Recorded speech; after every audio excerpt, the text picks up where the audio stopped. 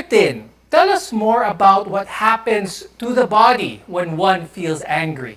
So with input, a person would perceive things through our senses, visual, smell, through the skin, or what we feel, what we perceive as threat, that enters the brain as an input. It actually stimulates the emotional brain, which is particularly amygdala, which then stimulates the other parts of the brain, including the limbic system, which is the emotional brain, and the other parts of the brain, like the thinking brain. And this all of these, when put together, causes responses. Now, the output can be seen externally, as in physical changes, and internally, it would present as internal changes in the different organs. Example, so physical changes would mean flushing of skin, prominence of the head and neck veins, facial grimacing, so kaya makikita mo talagang galit yung tao, clenched teeth, and the tense muscles. What hormones naman, Dr. Tin, do we release when we're shouting or screaming because of anger? Merong nag-activate, merong nagpapakalma. So the things, no, the hormones that activate, and these include the adrenaline, noradrenaline, the cortisol. And these are the hormones that are released when we are angry. So kaya nagkakaroon ng adrenaline rush, no, fight or flight response. And the cortisol, in turn naman, no, it increases the usage of the sugar in the body.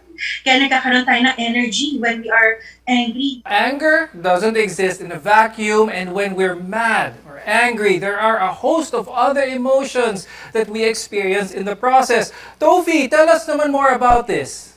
When you talk about anger, it's already a result of several processes that are occurring in the mind.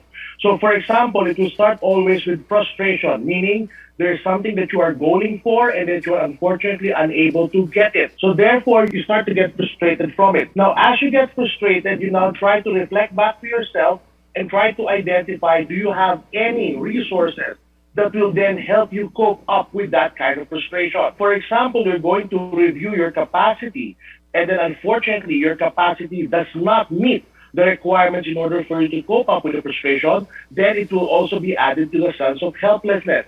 So frustration followed by the concept of helplessness will then allow you to feel the emotion of anger. So from there, as long as the frustration increases, the helplessness increases, your anger becomes bigger and bigger. And because of that, you are now going to react very angry towards the situation. How does anger differ from aggression? Anger is a mood, so it's internal. Aggression is when we then externalize the anger that we are feeling. So for example, if you feel that you are so mad, then that's just anger. But if you are already starting to get an object, throw it aside, or for example, unfortunately hurting other people or even yourself, that is how it becomes aggression. Now, there are different types of anger we should all be familiar with. Tofi, what are some examples of these, different types of anger? There is such a thing as a righteous anger, meaning there was really a situation that really frustrated you out of the blue, meaning you were unable to really see it coming. And then from there, you then give the reaction of anger itself.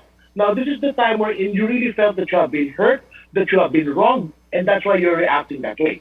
On the other hand, there is what we call disproportionate anger, meaning the stimulus itself that triggered it is very small and disproportional towards the reaction that you are giving. So it means that you're making a mountain out of a molehill. You're making a big deal out of a small situation. So that is when it becomes quite uncontrollable. Now, Dr. Tin, what are some of the most common types of anger na nararanasan ng mga tao? Some of the most common types of anger are behavioral anger.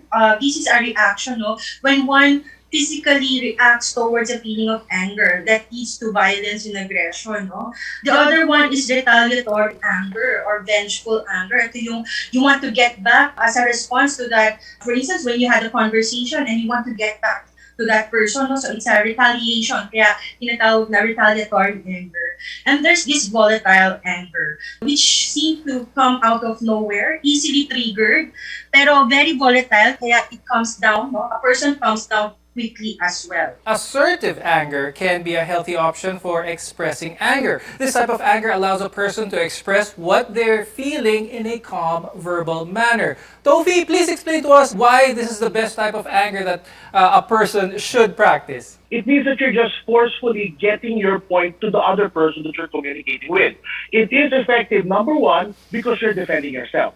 It allows you to really value yourself as a person. It allows you to tell the other person, hey, we have some boundaries here. I have my own values. I have my own capacity, and you need to respect that. By being assertive, you're now telling the other person, I have a point as well. I have something to say as well. And from that, you can then raise whatever situation or whatever feeling you have within yourself. It's becoming expressive. There are also more dangerous and physical types of anger, such as behavioral, retaliatory, and volatile.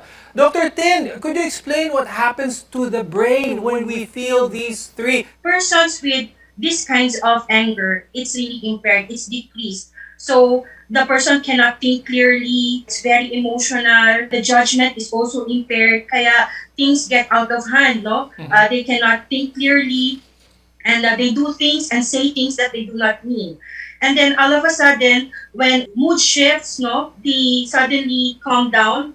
That's where the thinking part comes in. Mali pala yung ginawa ko. I was not able to manage my anger at that point. So that's how it goes, no? It's an impairment in the regulation of the connections in the brain, the thinking brain and the emotional brain. Now, anger is normal, but it can be detrimental to both your physical and emotional health when you lose control of it. More on this when we return. We are connected to healthcare. You're watching MedTalk Health Talk.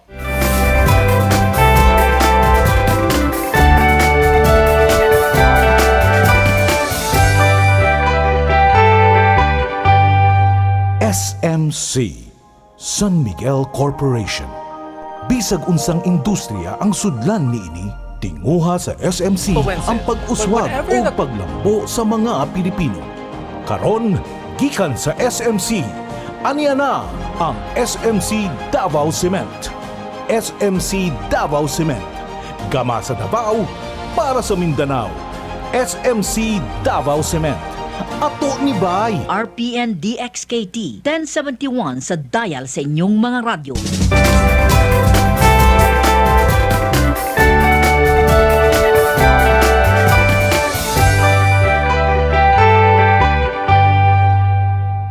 There are many causes of anger, ranging from external to internal influences. But whatever the cause, managing your anger is more important. I'm Dr. Freddy Gomez, and you're watching MedTalk Health Talk. We're together in health. Any person or event can make you angry. Now, there are many reasons why one might get angry. Let's go into the causes of the more common types of anger, which are chronic, self-abusive, and verbal. Now, these types can affect a person at home or in the workplace.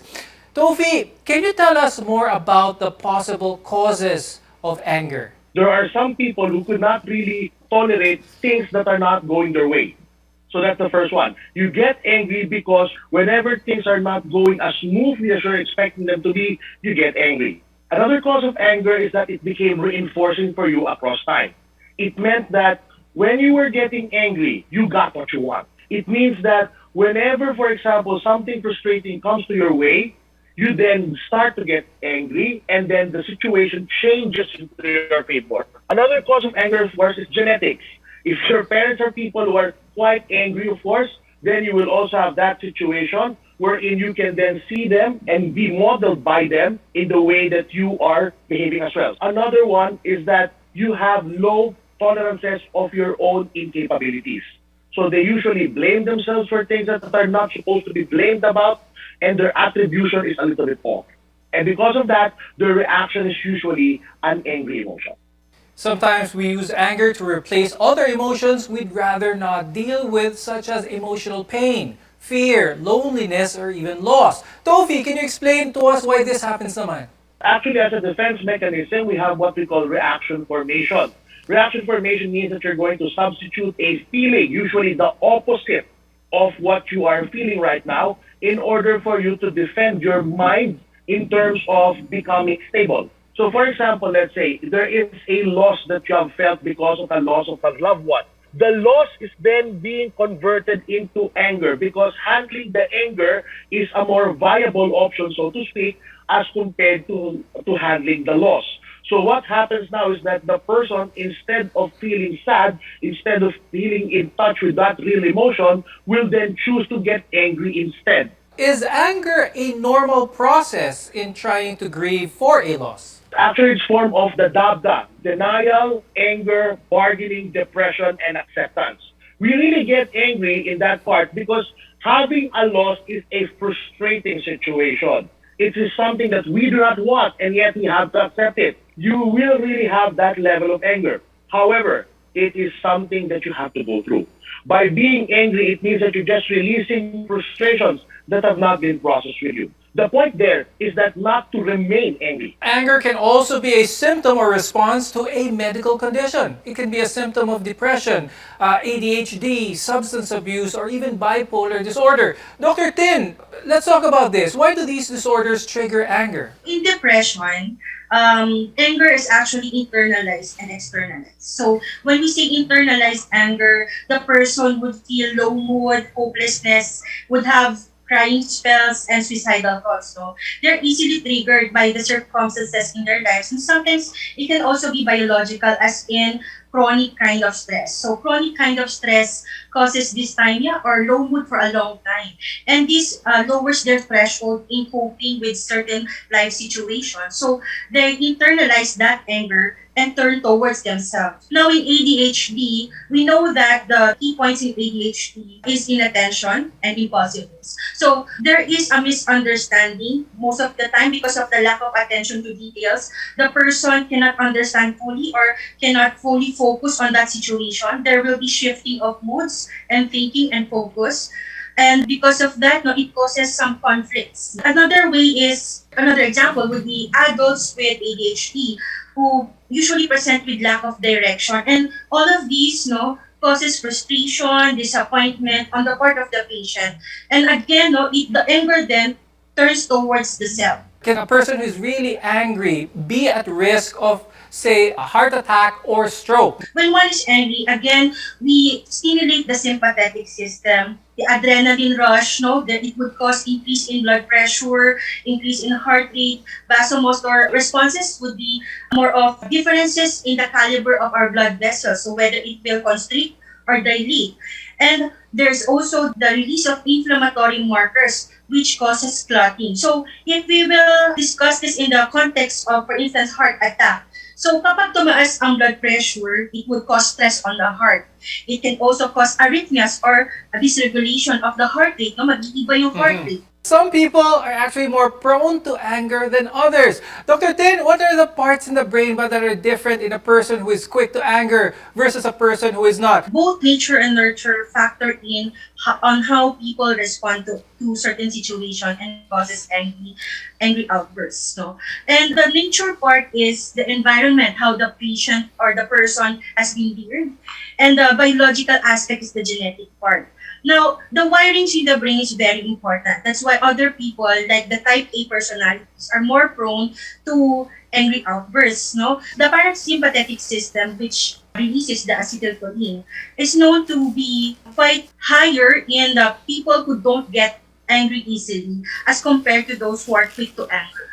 Also, the connectivity in the brain. So, neuroimaging studies would say that there's better connectivity in those who are calm and collected in the face of stressful situations because the thinking brain can manage the emotional brain during those times. Now, you can't get rid or avoid the things that anger you, but you can learn to control your reaction to them. When we return, we'll give you tips on how to best manage your temper. Your health is our mission. This is MedTalk Health Talk.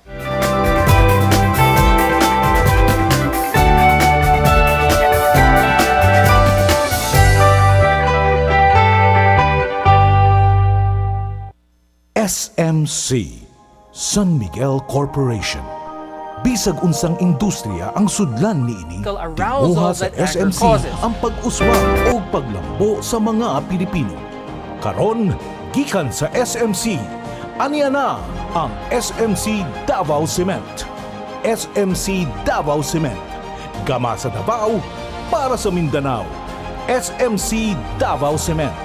Ato ni Bay. RPN DXKT 1071 sa dial sa inyong mga radyo.